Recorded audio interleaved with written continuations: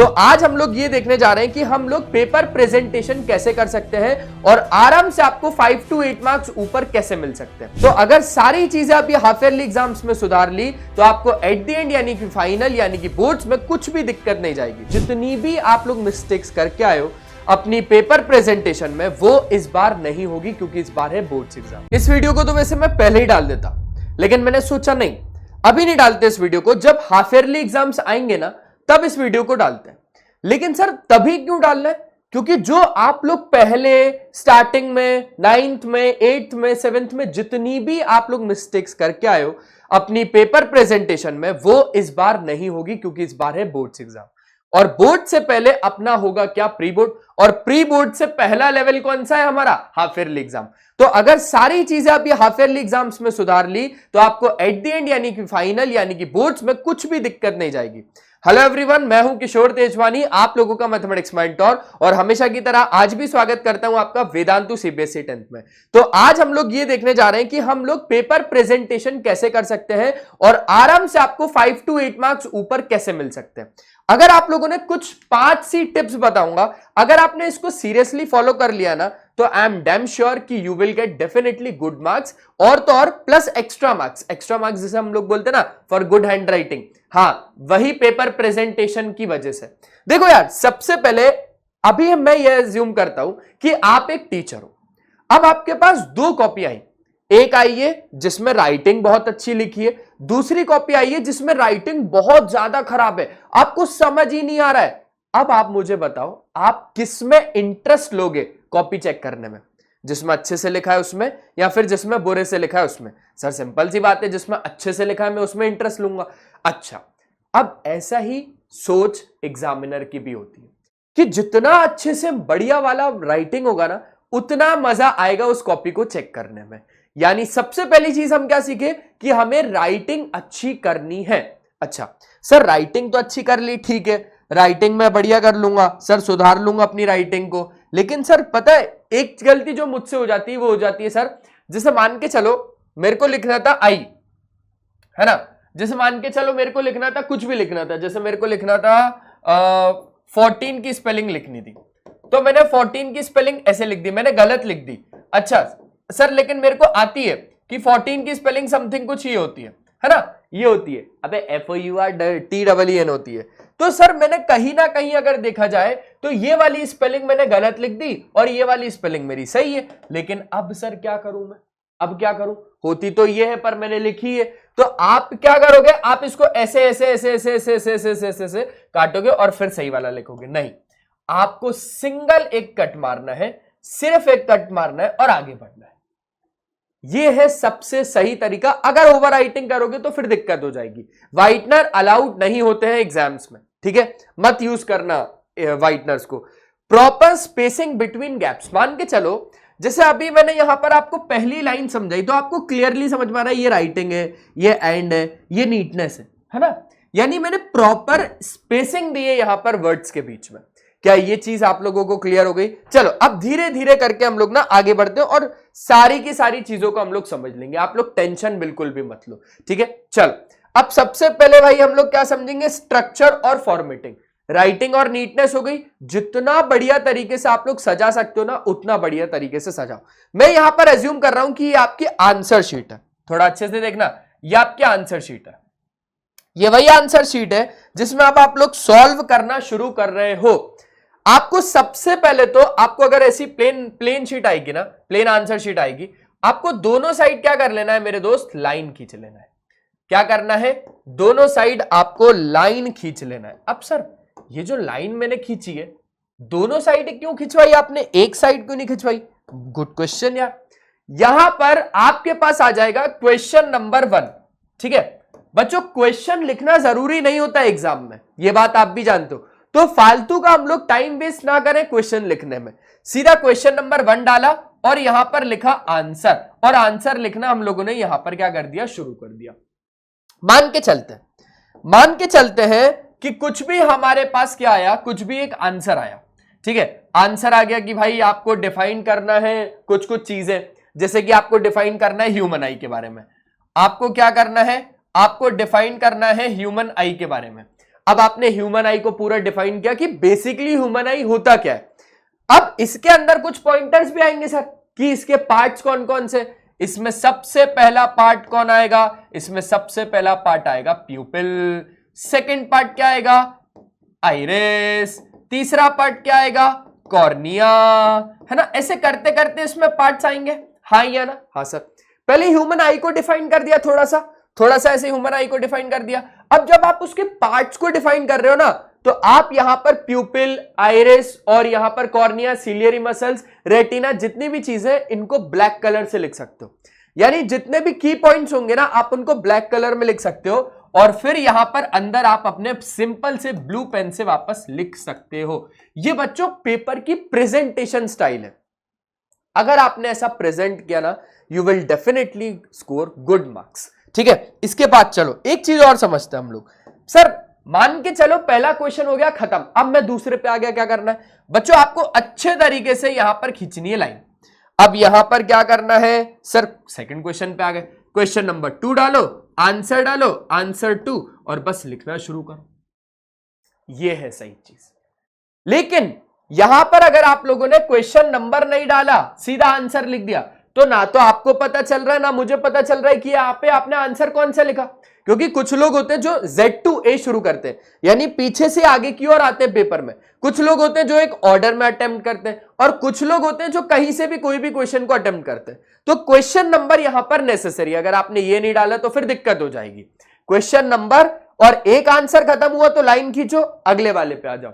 जिससे यहां पर प्यूपिल आ गया तो इसको भी आप लोग अच्छे तरीके से क्या कर सकते हो, अंडरलाइन कर सकते हो। ये लो ऐसे पेंसिल से आपने अंडरलाइन कर दिया, अंडरलाइन कर दिया, अंडरलाइन कर दिया। तो यही था स्ट्रक्चर और फॉर्मेटिंग के बारे में। क्या ये चीज आपको समझ में आ गया सर? तो फिर ये वाली लाइन क्यों छुड़वाई आपने? मैंने बोला बच्चों ये वाली लाइन छुड़वाई है हमने रफ वर्क के लिए। भाई साइंस में हो सकता है न्यूमेरिकल्स भी आएंगे ना, तो न्यूमेरिकल्स में सर एलसीएम लेना पड़ गया कभी मेरे को, तो 1/15 प्लस 1/35 का, तो सर मेरे को डायरेक्टली तो लेना नहीं आएगा, मेरे को हो सकता है सॉल्विंग पार्ट लगे, 15 into 35 करना पड़ेगा, तो मैं कहां करूंगा मेरे दोस्त, तू यही करेगा, यही करेगा। क्लियर हो गई चीज? पक्का अच्छे तरीके से। तो स्ट्रक्चर और फॉर्मेटिंग के बारे में आप लोगों को आ गया समझ में। आगे बढ़ते अब है कंटेंट का प्रेजेंटेशन स्टाइल। सर कंटेंट का प्रेजेंटेशन होना यानी भाई मान के चलो कि अभी अगर मैं यहां पर राइटिंग और नीटनेस को समझा रहा हूं, मैंने सिंपल सा क्या करा, मैंने गूगल में डाल दिया राइटिंग एंड नीटनेस। अब वो तो मेरे को पूरी इंफॉर्मेशन ही दे देगा, पूरी रामायण लिख देगा उसके पीछे, पूरी महाभारत लिख देगा उसके पीछे, हाँ या ना? हाँ सर। लेकिन अगर इन शॉर्ट में आपको समझाऊं तो राइटिंग एंड नीटनेस में मेरे को आपको दो चीजें समझानी थी जो कि आपके काम की थी, वो मैंने आपको समझा दी।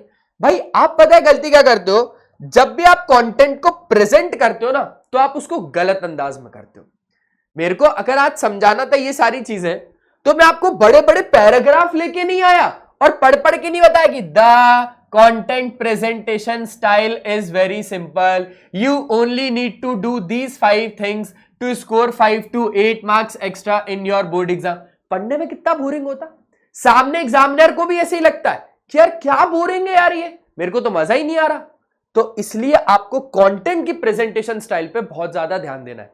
इंस्टेड ऑफ पैराग्राफ्स, सुनना अच्छे से, इंस्टेड ऑफ पैराग्राफ हम क्या कर सकते हैं, पैराग्राफ में नहीं ये करना, अब हम लोग बनाएंगे पॉइंटर्स। क्या बनाएंगे सर? पॉइंटर्स। होता है एसएसटी में बहुत होता है कि भाई अगर नेशनलिज्म इन इंडिया या नेशनलिज्म इन यूरोप को आपको समझाना है, मैं इतना सोशल में अच्छा नहीं हूं, हो सकता है मैं तो चैप्टर के भी नाम गलत ले रहा हूं, लेकिन अगर आपको समझाना है, आप इतना पूरा पैराग्राफ लिख दो, ना तो सामने वाला पढ़ने में इंटरेस्टेड है और ना आप उस पैराग्राफ को लिखने में मजा आ रहा है आपको, है ना? ये दोनों बातें होती हैं। तो इंस्टेड ऑफ दैट आप क्या करो, पॉइंटर्स बना लो। सबसे पहले आप लोग अगर लिख रहे हो किसी चीज के बारे में, तो आप यहां पर ऐसे कर दो कि भाई साहब आप लिख रहे हो नेशनलिज्म, नेशनलिज्म इन इंडिया, ठीक है? पहला पॉइंट बना के लिख दो जो भी आपको लिखना है, दूसरा पॉइंट बना के लिख दो, तीसरा पॉइंट बना के लिख दो, यानी बुलेट पॉइंट्स का हम लोगों को इस्तेमाल करना है। बुलेट पॉइंट्स का हम लोगों को क्या करना है, इस्तेमाल करना है, बुलेट्स का इस्तेमाल करना है। ठीक है, ये बात हो गई अच्छे तरीके से। तो कंटेंट की प्रेजेंटेशन स्टाइल ऐसे ही होती है। अब सर मैथ्स में क्या होता है ना, आखिरी में आंसर आ जाता है, आखिरी में आंसर आ गया सर मेरे पास x बराबर 3/2। यार ये पता है ऐसे मेरे को बहुत बुरा लगता है। आप क्या करो, आप इसको अच्छे तरीके से बॉक्स के अंदर डाल के लिखो। कितना अच्छा लग रहा है कि ये आपका फाइनल आंसर है। आप चाहो तो आप इसको ऐसे डबल टिक करके यहां पर लिख दो, आंसर आ गया ये हमारा। कितना प्यारा लग रहा है, कितना प्यारा लग रहा है। ऐसे ही जब आपका आखिरी में आंसर आ जाए मैथ्स में तो डब्बे में जरूर डाल के आओ। या अगर आपका न्यूमेरिकल अगर आप सॉल्व कर रहे हो इन साइंस, जैसे कि इलेक्ट्रिसिटी में करोगे, लाइट में करोगे, तो कुछ ना कुछ 30 सेंटीमीटर 48 सेंटीमीटर ये सब आएगा, है ना। तो आप यहां पर क्या कर सकते हो, उसको बॉक्स में बंद कर सकते हो। अच्छा, कहीं कहीं पर जैसे बहुत सारी चीजों में मैथ्स में बोल दें या फिर हम साइंस में बोल दें, भाई आंसर तो आ जाता है लेकिन आखिरी में क्या करना होता है, सर यूनिट्स भी तो लगानी होती है, यूनिट्स भी तो लगानी होती है। अगर आपके पास फोकल लेंथ आई 30 तो आप सिर्फ 30 लिख दोगे? नहीं सर, मीटर में आई है या सेंटीमीटर में आई है वो तो बताना पड़ेगा ना। यूनिट नहीं लगाई तो हाफ मार्क्स कट हो जाता है, आधा नंबर कट हो जाता है। यहां पे यूनिट जरूर लगाना, बिना यूनिट के ये चीजें खत्म है फिर, ठीक है। इन बातों का ध्यान रखना मेरे दोस्त, अगर ध्यान नहीं रखा तो फिर दिक्कत हो सकती है। तो ये हो गई कंटेंट की प्रेजेंटेशन। अब आता है डायग्राम और चार्ट्स। भाई एक बच्चा था, वो मुझे बोल रहा था सर मस्त पेपर गया। मैंने बोला अच्छा कैसे? बोले सर अरे हार्ट के बारे में पढ़ा था और हार्ट सीधा सीधा आ गया, ह्यूमन हार्ट के बारे में पढ़ा था, सीधा सीधा ह्यूमन हार्ट के बारे में आ गया। मैंने बोला अच्छा कितने नंबर में आया? बोले सर 5 मार्क्स में आया, 5 मार्क्स में आया ह्यूमन हार्ट के बारे में। मैंने बोला बढ़िया यार, तो फिर तूने सब कुछ लिख दिया होगा। बोले सर जो रटा था वो सब लिख दिया। मैंने बोला बढ़िया, फिर तो तूने डायग्राम भी बनाया होगा। बोले सर डायग्राम? सर डायग्राम बनाने को थोड़ी ना बोला था उसने। मैंने बोला भाई अगर उसने 5 नंबर में तेरे को ह्यूमन हार्ट दिया है तो तू सिर्फ उसको लिख के समझाएगा क्या, या फिर तू बना के भी समझाएगा? उसने बोला सर लिख के समझाऊंगा, बनाने को उसने बोला ही नहीं है। वहां पर उसने गलती कर दी, क्योंकि 5 नंबर का क्वेश्चन है, आपको नंबर पे भी फोकस करो ना यार। तो आपको डायग्राम बनाना है पड़ेगा यहां पर हार्ट का। अच्छा सर डायग्राम भी अगर बनाना है तो उसकी भी कंडीशंस होंगी। मैंने बोला बिल्कुल है भाई, कि आपको वहां पर पेन का यूज नहीं करना है, आपको हमेशा जो भी डायग्राम बना रहे हो हमेशा पेंसिल का यूज करना है। पेंसिल का यूज करना है क्यों? क्योंकि आप यहां पर अगर डायग्राम में कुछ गड़बड़ हो गई तो आप उसको रब कर पाओगे, लेकिन पेन से आप उसको रब नहीं कर पाओगे, शीट बेकार हो जाएगी, आपको मजा नहीं आएगा लिखने में और आपको बिल्कुल मजा नहीं आएगा आगे चीजों को सॉल्व करने में, ठीक है। तो पेन का इस्तेमाल ना करते हुए हम लोग पेंसिल का इस्तेमाल करेंगे। अगर चीजों को लेवल करना पड़ गया, जैसे भाई बोल दिया रेटिना कहां पर है, कॉर्निया कहां पर है, ह्यूमन आई में ये सारी चीजें, तो अच्छे से लेवल करो सारी चीजों को। क्या ये चीजें क्लियर हो गई? तो हम लोगों को पेन का इस्तेमाल ना करते हुए हम लोगों को क्या करना है, हम लोगों को यहां पर पेंसिल का इस्तेमाल करना है और लेवल करनी है सारी चीजें, ठीक है। पांचवी और आखिरी चीज जो हमारी आती है वो आती है टाइम मैनेजमेंट। बहुत सारे बच्चे बोलेंगे कि सर सेक्शन ए से शुरू किया था और सर आखिरी में ई में गए, section A, section B, section C, section D, section E, ऐसे गए। बहुत सारे बच्चे मिलेंगे सर पेपर उल्टा शुरू किया था, सेक्शन ई से हम ए की तरफ गए। मैं तो पता है क्या बोलता हूं, मैं तो बोलता हूं दोनों ही तरीके लगभग लगभग गलत है, लगभग लगभग दोनों तरीके गलत है। अब मेरी टाइम मैनेजमेंट की स्ट्रैटेजी समझो। आप सबसे पहले वो क्वेश्चन क्यों नहीं कर रहे हो जो आपको सबसे बढ़िया तरीके से आता है? आप पूरे पेपर में देख लो, स्टार्टिंग में जो आपको रीडिंग टाइम मिलता है, सबसे पहले आप ये देख लो कि भाई साहब आपको कौन से क्वेश्चंस आते हैं। फटाक से एक छोटा सा टिक मारो पेंसिल से और बोल दो कि यार सबसे पहले मैं ये वाला अटेम्प्ट करूंगा। नो मैटर्स की ऑर्डर क्या है। यहां पर 13 क्वेश्चन को आप पहले अटेम्प्ट कर रहे हो, कर लो, बस क्वेश्चन नंबर डाल देना। फिर उसके बाद आप 26 को कर रहे हो, कर दो, क्वेश्चन नंबर 26, बस नंबर डाल देना। फिर उसके बाद मन हो गया सर सेकंड क्वेश्चन आ रहा है उसको अटेम्प्ट कर लो ना भाई, कर लो। कोई दिक्कत नहीं है। जो सबसे पहले आ रहा है अगर मैं वही सबसे पहले कर लूंगा तो आखिरी में मेरे पास टाइम बचेगा, और टाइम बचेगा तो फिर मैं वो क्वेश्चंस को अच्छे तरीके से सोच पाऊंगा जो मेरे को नहीं आ रहे, या जो मेरे को याद नहीं आ रहे, या फिर जिसमें मैं कुछ लिख सकता हूं, या फिर आखिरी में मेरे पास उन क्वेश्चंस के लिए टाइम बच सकता है। तो ऐसे टाइम मैनेजमेंट करो। तो बस आज के इस सेशन में सिर्फ और सिर्फ इतना ही था। आई होप मैंने आप लोगों को काफी ज्यादा इंफॉर्मेशन दे दी आपके पेपर प्रेजेंटेशन के लिए। कैसा लगा ये वीडियो मुझे कमेंट में जरूर बताना, और तो और आप लोगों को कैसी और वीडियोस चाहिए मुझे जरूर बताना। चलो बाय बाय, मिलते हैं नेक्स्ट वीडियो में। तब तक के लिए अपना ध्यान रखना, और हमेशा की तरह एक ही चीज कि पढ़ाई करते रहना, क्योंकि वो बहुत ज्यादा जरूरी है। रुको रुको रुको रुको रुको रुको, एक चीज और सुन के जाओ, जो कि है हमारे सेठ। अब ये सेठ कौन है? अरे हमारे सेठ आए मिलने, इनका नाम है एमवी सेठ। अब ये एमवी सेठ क्या है सर? एमवी सेट का मतलब है mega Vedantu scholarship admission test. यहां पर आप लोगों को चांस मिल सकता है नेशनल चैंपियन बनने का, साथ साथ में यहां पर आप लोगों को फ्री रिवॉर्ड्स और तो और कहा जाए तो फ्री स्कॉलरशिप मिल सकती है। इतना ही नहीं, यहां पर फ्री रिवॉर्ड्स में भी छोटे मोटे नहीं होगा कि भाई साहब आपको फोन पकड़ा दिया या कुछ भी पकड़ा दिया, नहीं नहीं नहीं, यहां पर आप लोगों को प्रॉपर इंटरनेशनल ट्रिप्स दी जाएंगी सिंगापुर की। आप लोगों को एआई वर्कशॉप मिल सकता है with Pulkit sir. You know Pulkit sir? Pulkit sir है को फाउंडर वेदांतु के। साथ साथ में आप लोगों को आईफोन, आईपैड्स, मैक, है ना, और हेडफोन्स, लैपटॉप्स, काफी सारी चीजें मिल सकती है। तो इसके लिए आप लोगों को देना होगा एक ऑफलाइन टेस्ट। सिंपल से रजिस्ट्रेशन है, लिंक डिस्क्रिप्शन में देके रखा हुआ है, वहां पर जाओगे तो आप लोगों को रजिस्ट्रेशन का ऑप्शन मिल जाएगा। आप लोगों को अपनी डिटेल्स डालनी है, और लास्ट स्टेप ये है कि आपको हमारी व्हाट्सएप की कम्युनिटी ज्वाइन करनी है। क्योंकि कुछ बच्चे होंगे सर मैं ऑफलाइन नहीं दे पाऊंगा, अरे तो हमारी टीम उसके बारे में कुछ सोचेगी ना, तो आप हमारी व्हाट्सएप की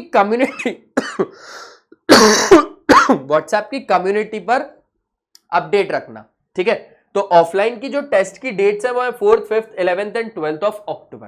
तो बस मिलते हैं नेक्स्ट वीडियो में, तब तक के लिए बाय बाय, अपना ध्यान रखना, और हमेशा की तरह एक ही चीज कि पढ़ाई करते रहना, क्योंकि वो बहुत ज्यादा जरूरी है। चलो बाय।